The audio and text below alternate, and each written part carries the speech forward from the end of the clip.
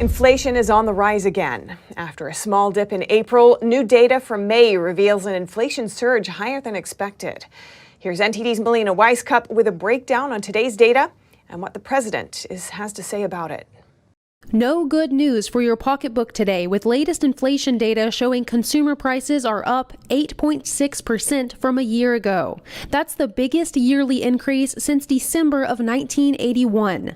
The president today telling the American people that he understands their pain. I understand Americans are anxious, and they're anxious for good reason.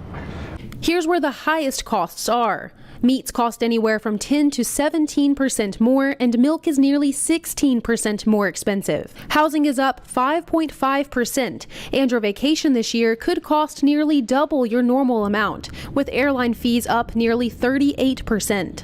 So how long will you have to pay more for these household items? Anywhere from 6 months to a year and a half. Core inflation, which excludes food and energy, jumped 0.6% month over month. As for gas prices, 60 cents higher than last month, nearly $2 more than a year ago. The Saudis raised their prices for oil they're selling to Asia.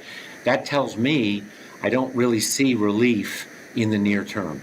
President Biden today continuing to push the same messaging that we've heard all year, pinning blame on Putin and U.S. oil companies. You talk about how they have 9,000 permits to drill. They're not drilling. I'm doing everything in my power to blunt Putin's price hike. But experts tell NTD the White House can do more to lower the price at the pump.